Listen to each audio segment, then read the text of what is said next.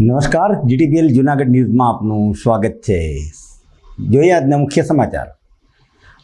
Asia કપમાં આવતીકાલે ભારત અને પાકિસ્તાન વચ્ચે મુકાબલો। પહેલગામ હુમલા અને બાદમાં ઓપરેશન સિંદૂર પછી બંને દેશના નાગરિકોમાં રોષ જોવા મળી રહ્યો છે। ગઈકાલે રાહુલ ગાંધીના મણિપુર અંગેના નિવેદન બાદ પ્રધાનમંત્રી મોદી પહોંચ્યા મણિપુર। મણિપુર સહિત નોર્થ ઇસ્ટમાં હિંસા પછી મોદીની આ પ્રથમ મુલાકાત છે। નવરાત્રિમાં ખેલૈયાઓ માટે નીત નવા ડ્રેસ અને ચણિયાચોળીની બજારમાં ખરીદી શરૂ। અને ચોરવાડનો યુવાન લેહ લદ્દાખમાં શહીદ થતાં માદરે વતનમાં રાષ્ટ્રીય માન સન્માન સાથે નીકળી અંતિમ યાત્રા। સમાચાર વિગતવાર જોઈએ તે પહેલાં લઈશું એક નાનકડો વિરામ।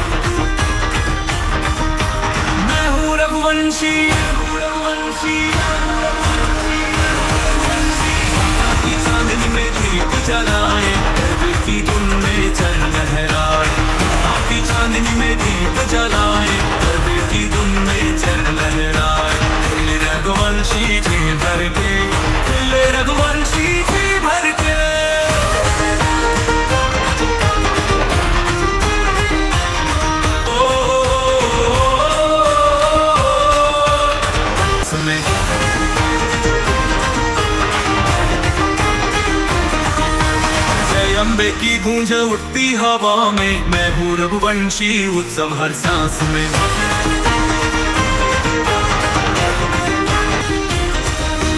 मैं हूँ रघुवंशी, ताकि चांदनी में दीप जलाए, गर्वे की धुन में चल लहराए। ताकि चांदनी में दीप जलाए, गर्वे की धुन में चल लहराए। रघुवंशी जी भर पे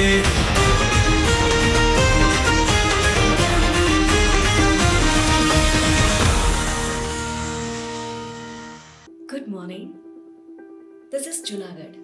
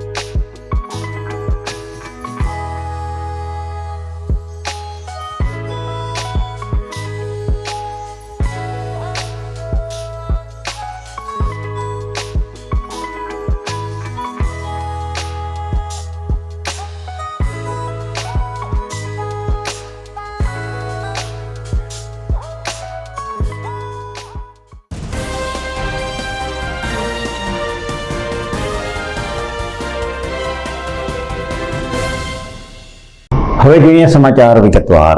સામાન્ય રીતે ભારત પાકના ક્રિકેટ મેચનો મુકાબલો હોય અને રોમાંચ ન હોય તેવું બનતું નથી, પરંતુ આ વખતે કંઈક વાત જુદી છે. ક્રિકેટ પ્રેમીઓ જેની આતુરતાથી રાહ જોઈ રહ્યા હતા તે ભારત પાકિસ્તાનની આવતીકાલે એશિયા કપમાં મહત્વપૂર્ણ મુકાબલો થશે. એશિયા ખંડના 8 દેશો વચ્ચેની આ ટુર્નામેન્ટમાં ક્રિકેટ વિશ્વની નજર ભારત અને પાકિસ્તાનના મેચ ઉપર સામાન્ય રીતે રહેતી હોય છે. બંને ટીમ એક મેચ જીતી ચૂકી છે. આવતીકાલના મુકાબલામાં કોનો હાથ ઉપર રહેશે તેના ઉપર લોકોની મીટ છે. બંને ટીમમાં નવોદિત ચહેરાઓનો પણ સમાવેશ કરવામાં આવ્યો છે. આમ છતાં ટીમ ઇન્ડિયાનું પલ્લું ભારે રહે તેવી પૂરી સંભાવના છે. દુબઈ ખાતે ચાલી રહેલા મુકાબલામાં આવતીકાલે ભારત અને પાકિસ્તાનની ટક્કર છે, ત્યારે ક્રિકેટ પ્રેમીઓનો રવિવાર સુધરી જાય તે નિશ્ચિત છે. જોકે અત્રે ઉલ્લેખનીય છે કે પહેલગામ હુમલા અને ત્યારબાદ ઓપરેશન સિંદૂર પછી પ્રથમ વખત બંને ટીમો ટકરાઈ રહી છે, ત્યારે બંને દેશના નાગરિકોમાં એક પ્રકારનો રોષ અને વિરોધ પણ જોવા મળી રહ્યો છે. સૂત્રોના જણાવ્યા અનુસાર ભારત અને પાકિસ્તાન વચ્ચેની ટિકિટો ચપોચપ વેચાઈ જતી હોય છે, પરંતુ આ વખતે ટિકિટના વેચાણમાં પણ નોંધપાત્ર ઘટાડો જોવા મળ્યો છે. આ બધાની વચ્ચે આવતીકાલે ટેલિવિઝન ઉપર ભારત પાકનો મુકાબલો જોવા ક્રિકેટ રસિયાઓ ગોઠવાઈ જશે તે વાત નિશ્ચિત છે. પ્રધાનમંત્રી નરેન્દ્ર મોદી સૌપ્રથમ મિઝોરમના આઇઝોલમાં 9,000 કરોડ રૂપિયાથી વધુના વિવિધ વિકાસ પ્રોજેક્ટનું ઉદ્ઘાટન અને શિલાન્યાસ કરશે. પ્રધાનમંત્રી એક જાહેર સભાને પણ સંબોધશે.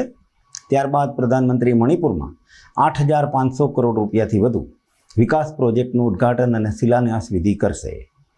શ્રી મોદી આજે બપોરે ચુરાચંદપુરમાં 7,300 કરોડ રૂપિયાથી વધુના વિવિધ પ્રોજેક્ટોનું ઉદ્ઘાટન અને શિલાન્યાસ કરશે. ત્યારબાદ પ્રધાનમંત્રી ઇમ્ફાલમાં 1,200 કરોડ રૂપિયાવાળી વિવિધ પ્રોજેક્ટનું ઉદ્ઘાટન કરશે. ત્યારબાદ સાંજે પ્રધાનમંત્રી મોદી આસામના ગુવાહાટીમાં ભારત રત્ન ડૉક્ટર ભૂપેન હજારિકાની 100મી જન્મ જયંતિ સમારોહમાં હાજરી આપશે. આવતીકાલે રવિવારે પ્રધાનમંત્રી રાજ્યના 18,530 કરોડ રૂપિયાની વધુના મુખ્ય માળખાગત સુવિધા અને ઔદ્યોગિક વિકાસ પ્રોજેક્ટનું ઉદ્ઘાટન અને શિલાન્યાસ વિધિ કરશે. મોદી ગોલાઘાટમાં Assam bio ethanol project private limited Numaligarh refinery પ્લાન્ટનું ઉદ્ઘાટન કરશે. તેઓ ગોલાઘાટમાં પોલીપ્રોપિન પ્લાન્ટનો શિલાન્યાસ પણ કરશે. સોમવારે પ્રધાનમંત્રી પશ્ચિમ બંગાળના કલકત્તામાં 3મા કમ્બાઇન્ડ કમાન્ડ કોન્ફરન્સ 2025નું ઉદ્ઘાટન કરશે. મોદી બિહારમાં પૂર્ણિયા એરપોર્ટના નવા ટર્મિનલ બિલ્ડિંગનું ઉદ્ઘાટન કરશે. પ્રધાનમંત્રી પૂર્ણિયામાં લગભગ 36,000 કરોડ રૂપિયાના અનેક વિકાસ પ્રોજેક્ટનો શિલાન્યાસ અને ઉદ્ઘાટન પણ કરશે. Friends, for a long time, some political parties in our country practice vote bank politics. Their focus was always on places which had more votes and seats. The entire Northeast, including states like Mizoram, suffered greatly because of this attitude. But our approach is very different. Those who were earlier neglected are at the forefront now. Those who were once marginalized are the mainstream now. For the past 11 years, we have been working for the development of the Northeast. This region is becoming the growth engine of India. Friends, over the years, many states of the Northeast have been put on the rail map of India. For the first time, rural roads and highways, mobile connectivity and internet connections, electricity, tap water and LPG connections. The government of India has worked hard to strengthen all kinds of connectivity. Mizoram will also benefit from the Udan scheme for air travel. Soon, helicopter service will begin here. This will improve access to remote areas of Mizoram. Friends, Mizoram has a major role in both our Act East policy and the emerging Northeast Economic Corridor. With સમાચારમાં સમય થઈ ગયો છે એક નાનકડા વિરામનો.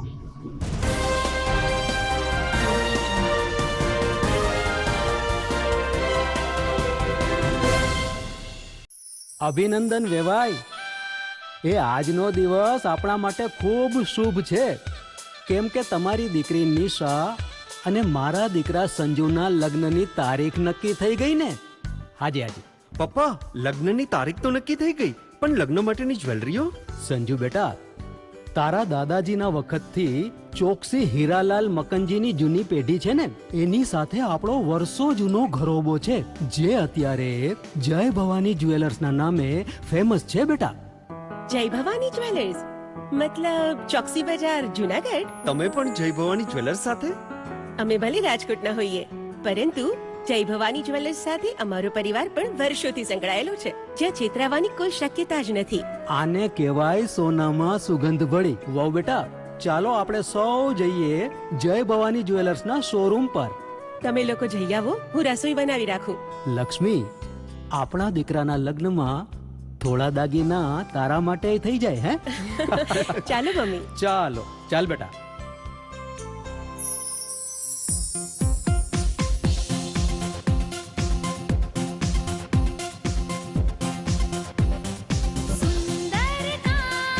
વ્યાજબી દામ, એક જ નામ, જય ભવાની જ્વેલર્સ, તહેવાર વ્યવહાર, બંગડી વીટી હાર, ડિઝાઇન અપાર, જય ભવાની જ્વેલર્સ, જય ભવાની જ્વેલર્સ.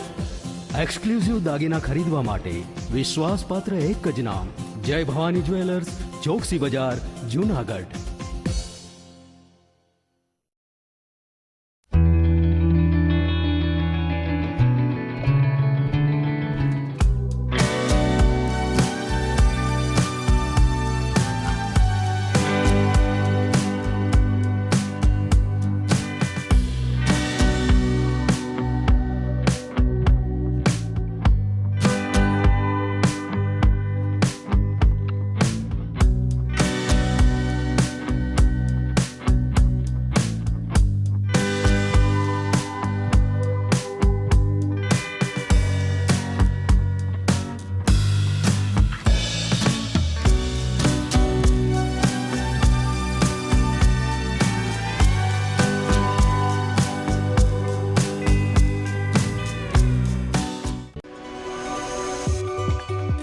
જૂનાગઢના યુવા ક્રિકેટ પ્રેમીઓ માટે આનંદના સમાચાર. જૂનાગઢમાં સૌ પ્રથમ વખત શરૂ થઈ ચૂક્યું છે box cricket. The fun Leo resorts and ક્લબના ભવ્ય ટેરેસ ઉપર બોક્સ ક્રિકેટ.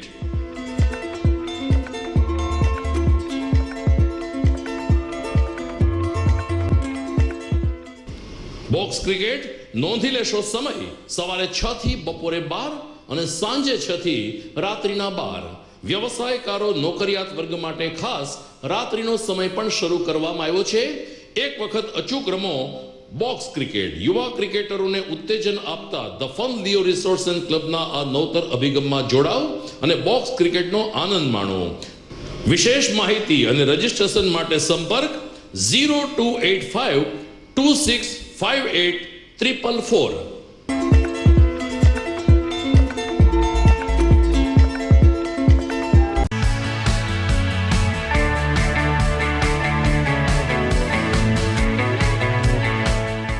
છે ને એકદમ જોરદાર ફૂલેલા દડા જેવી પૂરી અને ચટપટું ઘર જેવું જ શાક. આજે તમને મુલાકાત કરાવું ઝાંઝરડા રોડ ઉપર આવેલી મોડર્ન પૂરી શાકની. અહીંયા સવારમાં 9 થી લઈને સાંજે 10 વાગ્યા સુધી એકદમ એવન ટેસ્ટમાં લોકોને પ્રેમથી પૂરી શાક ખવડાવવામાં આવે છે. શાકમાં તમને 3 ઓપ્શન મળી રહેશે, તેમજ દરરોજ અલગ અલગ ઓપ્શન હશે અને જોડે જોડે તમારી સામે જ લાઈવ ગરમા ગરમ ફૂલેલા દડા જેવી પૂરી તમારી ડીશમાં આવે પછી જીભ થોડી હાથ મારીએ બોસ. જોડે પાપડ, સલાડ, છાશ, દહીં, શ્રીખંડ પણ મળી જશે. તેમજ શિયાળાના લીધે ઓળો અને રોટલો પણ અહીં મળી જશે. તો પછી બોસ જરૂરથી પહોંચી જ જજો.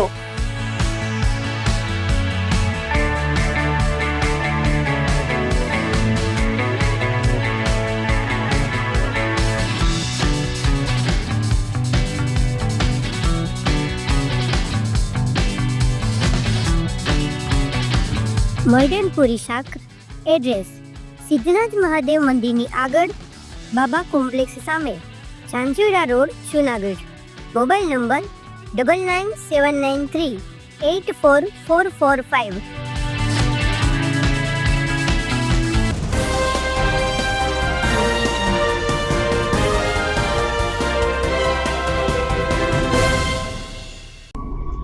વિરામ બાદ આપનું સ્વાગત છે. જૂનાગઢ આયુર્વેદિક હોસ્પિટલ ગાયનેક વિભાગમાં દર મહિને 1300થી 1400 જેટલી ઓપીડી જોવાઈ રહી છે. જૂનાગઢના પંચેશ્વર રોડ ઉપર આવેલી સરકારી આયુર્વેદિક હોસ્પિટલ કાર્યરત છે. અહીં ગાયનેક વિભાગમાં રોજની 60થી 70 ઓપીડી હોય છે, જેમાંથી 40 જેટલા દર્દીઓ વંધ્યત્વના હોય છે. સરકારી આયુર્વેદિક હોસ્પિટલ ખાતે કાર્યરત ગાયનેક વિભાગમાં ડૉક્ટર ચેતના કોડીનારિયા ઉપરાંત સ્ટાફમાં ડૉક્ટર કૃપા પટેલ, ડૉક્ટર રિંકલ સુરાણી ફરજ બજાવી રહ્યા છે. ડૉક્ટર ચેતનાબેન કોડીનારિયાએ જણાવ્યું હતું કે અહીં મુખ્યત્વે સ્ત્રી રોગને લગતી તકલીફો સારવાર માટે મહિલા દર્દીઓ આવતા હોય છે. ખાસ કરીને જેમને સંતાન પ્રાપ્તિ માટે કોઈને કોઈ તકલીફ હોય છે તેવા દંપતીઓ સારવાર માટે આવે છે. સૌપ્રથમ તેમના રિપોર્ટ જોવામાં આવે છે, ત્યારબાદ પંચકર્મ થેરાપીનો ઉપયોગ કરવામાં આવે છે. અહીં આવતા દર્દીઓને સૌપ્રથમ તેનું શરીર શુદ્ધિકરણ માટે પંચકર્મ સારવાર આપવામાં આવે છે. ત્યારબાદ જે પણ શરીરની તકલીફ હોય તેની સારવાર આપવામાં આવે છે. આ સારવાર 3 થી 4 મહિના સુધી ચાલતી હોય છે. સરકારી આયુર્વેદિક હોસ્પિટલમાં વંધ્યત્વને લગતી સમસ્યામાં સ્ત્રી અને પુરુષ બંનેની સારવાર અહીંયા કરવામાં આવે છે. અત્રે ઉલ્લેખનીય છે કે આયુર્વેદિક સારવારની સરખામણીએ IVF જેવી પદ્ધતિ ખૂબ જ ખર્ચાળ હોય છે. તાજેતરમાં સ્વતંત્રતા પર્વની જિલ્લા કક્ષાની ઉજવણી દરમિયાન ડૉક્ટર ચેતનાબેન કોડીનારિયાએ આયુર્વેદિક ક્ષેત્રે શ્રેષ્ઠ યોગદાન બદલ જિલ્લા કલેક્ટરશ્રીના હસ્તે પ્રમાણપત્ર પણ આપી બિરદાવવામાં આવ્યા હતા. સ્ત્રી રોગ અને પ્રસૂતિતંત્ર વિભાગની અંદર હું કામ કરી રહી છું અત્યારે. અહીંયા મુખ્યત્વે સ્ત્રી રોગોને લગતી વિવિધ તકલીફો માટે સ્ત્રીઓ દવા લેવા માટે ઓર સારવાર માટે આવતી હોય છે, જેમાં જૂનાગઢ આસપાસના વિસ્તાર એ સિવાય વડોદરા, ભાવનગર, અમદાવાદ, રાજકોટ, સુરત સુધીના સ્ત્રીઓ જે છે એ સારવાર માટે અહીંયા આવતી હોય છે. રોગોની અંદર વાત કરીએ તો માસિકને લગતી તકલીફો, માસિક ઓછું આવવું, વધારે આવવું, તકલીફ સાથે આવવું, મોડાવેલું કે ઓછા પ્રમાણમાં હોવું, એ સિવાય યોનિને લગતા રોગો, સફેદ પાણી પડવું, ગર્ભાશયના મુખ ઉપર ચાંદુ હોવું, આવા રોગો માટે દર્દીઓ અહીંયા આવતા હોય છે. ખાસ કરીને અહીંયા વંધ્યત્વ એટલે કે જેને બાળકો નથી રહેતા એવા કપલ્સ, દંપતીઓ અહીંયા સારવાર માટે આવતા હોય છે, જેમાં અમે એમના રિપોર્ટ્સ જોયા બાદ આખું પ્લાનઅપ કરીએ છીએ, જેમાં પંચકર્મ થેરાપીનો પણ અમે ઉપયોગ કરીએ છીએ. દર્દીઓ ખૂબ લાંબા સમયથી અલગ અલગ જગ્યાએથી દવાઓ લઈને આવ્યા હોય છે. એના કારણે અમે સૌથી પહેલાં તો બોડી પ્યુરિફિકેશન એટલે કે શરીર શુદ્ધિ માટે પંચકર્મનો ઉપયોગ કરીએ છીએ. શરીર શુદ્ધિ થઈ ગયા બાદ અમે એના ઈંડા બનવાની પ્રોસેસ ઉપર અથવા તો જે તકલીફ છે, જેમ કે જો એની ફેલાપિયન ટ્યુબ બંધ હોય તેને ખોલવા માટેની પ્રોસેસ સ્ટાર્ટ કરીએ છીએ. લગભગ 3 થી 4 મહિનાની ટ્રીટમેન્ટ બાદ અમે બધા રિપોર્ટ્સ પાછા કરાવીએ છીએ. જે ઓકે હોય તો એ લોકોને બાળક રાખવાની અમે સલાહ આપીએ છીએ. ઘણા એવા દર્દીઓ જેને 4 થી 5 વખત IVF એટલે કે ટેસ્ટ ટ્યુબ બેબી કરાવ્યો હોય અને સફળતા ન મળી હોય એવા દર્દીઓને પણ આયુર્વેદ સારવારથી, ખાસ કરીને પંચકર્મની સારવારથી ખૂબ જ સારા પરિણામ મળે છે. એવા ઘણા દર્દીઓ છે કે જેને એવું કહી દીધું હશે કે હવે તમને બાળક રહેશે જ નહીં, ખાલી ટેસ્ટ ટ્યુબ એક જ તમારી પાસે ઓપ્શન છે. એવા દર્દીઓને પણ ખૂબ જ ટૂંક સમયની સારવારથી હાલના સમયે બાળકો એમના ઘરે રમે છે એટલું સારું રિઝલ્ટ મળેલું છે. જૂનાગઢના રહેવાસી છીએ અમે અને નાનો એવો ધંધો લઈને છીએ અમે બેઠા છીએ. અને મારે મેઇન પ્રોબ્લેમ થાઇરોઇડ અને ગાયનેક રિલેટેડ ઝીણી મોટી તકલીફ બધી હતી. તો એ લઈને ઝીણા મોટા ઇસ્યુ થતા અને 3 વખત મિસકેરેજ, એક બાબો ઓફ થઈ ગયો, એને જન્મથી જ ખોડ હતી. એટલે આવી બધી પરિસ્થિતિમાં છે ને અમે એલોપેથી દવા તરફ વળ્યા અને લીધી, પણ એકે જોઈએ એવું રિઝલ્ટ કે મળ્યું નહીં. એમ આમ સંતોષ થાય એવું કાંઈ નહીં. અને મારું એક બાળક પણ વયું ગયું. પછી મારા કઝિન સિસ્ટરે વાત કરી કે તમે આયુર્વેદિક તરફ વળો અને ત્યાં ચેતના મેડમ છે તો એને એકવાર મળો અને તમે તમારી હિસ્ટ્રી કહો. તો મેડમ કે તમે વિશ્વાસ રાખો, તમારે જોઈએ એવું પરિણામ અહીંથી મળશે. જે કાંઈ ઝીણી મોટી તકલીફ થાઇરોઇડ છે એ બધું આમાં દૂર થઈ જાય તમારું અને મનગમતું પરિણામ આવી જાય. એટલે પછી ટ્રીટમેન્ટ સ્ટાર્ટ કરી અને 7 મહિના જેવી ટ્રીટમેન્ટ ચાલુ રહી. એમાં બસ્તી ને એવું બધું આવતું અને થોડીક પરેજી પાડવાની ને, એટલે એ બધું પૂરું થયું ત્યાં કન્સીવ થઈ ગયું મને. અને પછી આ બાળકનો જન્મ થયો છે મારે. જ્યાં બધાય હોસ્પિટલ તરફથી અમને જાકારો મળ્યો ત્યાંથી અહીંથી અમને જોઈએ એવું રિઝલ્ટ મળ્યું. અને મેડમનો નેચર અને એનો જે કંઈ સપોર્ટ હતો એ પણ એમ કે અમને બહુ ભાગ ભજવ્યો છે અમારે બાળક લઈ આવવામાં અને જાગૃતિ તરફ. અત્યારે અમારા ઘરમાં હસતું ખેલતું બાળક છે તો એનો બધોય શ્રેય ચેતના મેડમને જાય છે અને આયુર્વેદને જાય છે કે એ તરફ અમે વળ્યા અને અમે વિશ્વાસ રાખ્યો આયુર્વેદ તરફ. અને આ ટ્રીટમેન્ટ જ અંતે આખરી છે એવું અમને લાગ્યું છે અત્યાર સુધીમાં. એટલે અમને જેમ લાભ મળ્યો એમ બધાને લાભ મળે, બસ એ જ ઈચ્છા છે. વિશ્વનો સૌથી લાંબો ચાલતો નૃત્ય તહેવાર એટલે નવરાત્રિ. નવરાત્રિમાં મા જગદંબાની આરાધના કરવા માય ભક્તો અત્યારથી જ થનગની રહ્યા છે અને તેની અસર બજારોમાં પણ જોવા મળી રહી છે. નવરાત્રિના પર્વને લઈ ધમધમાટ સાથે માતાજીની ચૂંદડી ગરબાની ખરીદી કરવા લોકો ઉમટી રહ્યા છે. માતાજીની ભક્તિ શક્તિનું પર્વ નવરાત્રિના આડે હવે ગણતરીના જ દિવસો બાકી છે. ત્યારે જૂનાગઢ શહેરની બજારમાં માતાજીની ચૂંદડીના હાર, દાંડિયા, ગરબા, ચણિયા ચોળી, ટ્રેડિશનલ ડ્રેસ વગેરેનું વેચાણ થઈ રહ્યું છે. આઝાદ ચોક પોસ્ટ ઓફિસ રોડ ઉપર ગરબા, હાર તેમજ પુષ્પનું વેચાણ કરતા વેપારીઓ જણાવ્યું હતું કે આ વખતે ગ્રાહકી સારી રહી છે અને વ્યાજબી ભાવ હોય લોકોએ પણ માતાજીના ગરબાની તેમજ માતાજીની ચૂંદડીની ખરીદી કરી રહ્યા છે. વેપારીઓને પણ ગ્રાહકી સારી નીકળવાની આશા છે. જોકે 22 તારીખના રોજ જીએસટીના નવા રેટની અમલવારી થવાની છે. ત્યારે દિવાળીની સિઝનની ખરીદીમાં પણ જીએસટીના ઘટાડાને કારણે સારી એવી ગ્રાહકી નીકળશે અને વસ્તુઓ સસ્તી થશે તેમ વેપારીઓ જણાવી રહ્યા છે. કે આપણે ચણિયા ચોલી, બ્લાઉઝ, ચણિયા બધું રેગ્યુલર 12 માસની વપરાય છે.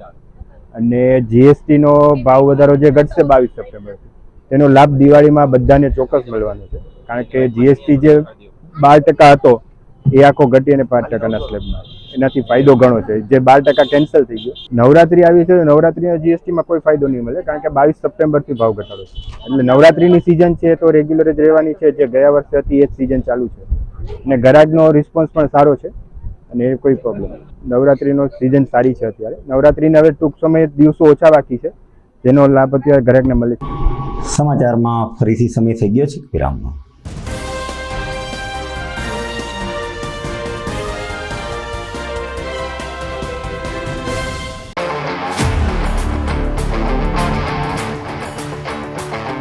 अपनों के लिए और अपने लिए, धड़कन के लिए, जीवन के लिए एक वादा दोहराते रहेंगे. परवाह करेंगे, परवाह करेंगे, परवाह करेंगे, सुरक्षित रहेंगे. परवाह करेंगे, परवाह करेंगे, परवाह करेंगे, सुरक्षित रहेंगे. परवाह करेंगे.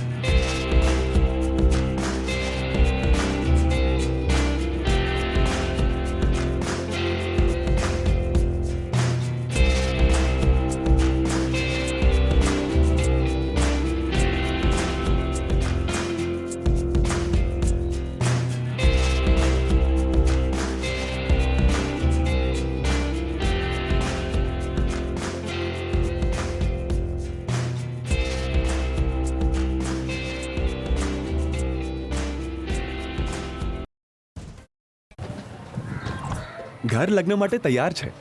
બસ તારા આવવાની રાહ જોઈ રહ્યો છું.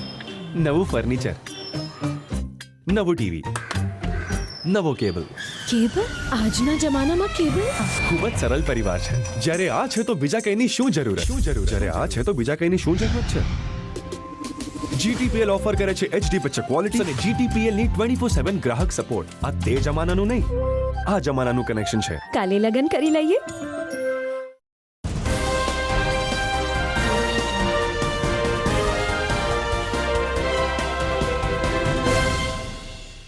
વિરામ બાદ આપનું સ્વાગત છે.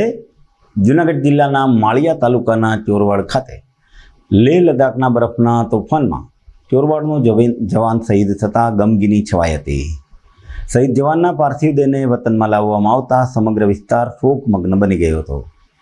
વતનમાં ગાર્ડ ઓફ ઓનર સાથે અંતિમ સંસ્કાર કરવામાં આવ્યા હતા. શહીદ જવાન રાકેશભાઈ ડાભી છેલ્લા 2 વર્ષથી મહાર યુનિટમાં ફરજ બજાવતા હતા. ચોરવાડની સીમમાં રહેતા રાકેશભાઈ દેવાભાઈ ડાભી 2 વર્ષ પહેલાં અગ્નિવીર તરીકે ભારતીય સેનામાં પસંદગી પામ્યા હતા. લેહમાં ફરજ ઉપર હતા ત્યારે બરફનું તોફાન આવતા સ્નો સ્લાઇડિંગ થયું હતું. માદરે વતનમાં અંતિમ યાત્રામાં હજારો લોકો સ્વયંભૂ જોડાયા હતા અને અશ્રુભીની આંખે શહીદને અંતિમ વિદાય આપવામાં આવી હતી. આજરોજ ચોરવાડ મુકામે સૌરાષ્ટ્રના સપૂત રાકેશભાઈ દેવાભાઈ ડાભી પોતે દેશ રક્ષા કરતા કરતા પોતાના પ્રાણ ન્યોછાવર કર્યા અને આપણે બધાને એ સહી સલામત અને સુરક્ષિત રાખી ગયા. એવા બાળપણથી પોતે દેશની લાગણી અને દેશભક્તિ સાથે તે પોતાની ટ્રેનિંગ કરતા. એમનું મિત્ર મંડળ અને તમામ ગામજનોએ આજે અહીંયા એમને શ્રદ્ધાંજલિ આપેલી છે. શહીદ યાત્રામાં 19 મહારમાંથી એમની રેજિમેન્ટ, એમની 19 મહાર એમની રેજિમેન્ટ, એ લોકોએ ગાર્ડ ઓફ ઓનર આપ્યું. તેમની 2 વર્ષની નોકરી અહીંયા માજી સૈનિક સંગઠન જુનાગઢ અને ગામજનોએ જે પ્રેમ અને લાગણી બતાવી છે અને ખાસ કરીને આ રાકેશભાઈ ડાભીએ કે એક સૌરાષ્ટ્રનો સપૂત કેવો હોય, એક કોળી સમાજનો દીકરો ધરતી ધ્રુજાવી દે કેવો હોય એ એને બતાવી દીધું કે 3 દિવસ સુધી લગાતાર બરફમાં રહીને પણ દેશને બચાવ્યો છે અને આખરે પોતાના જીવન હાર્યા છે પણ દેશને જીતાડ્યો છે.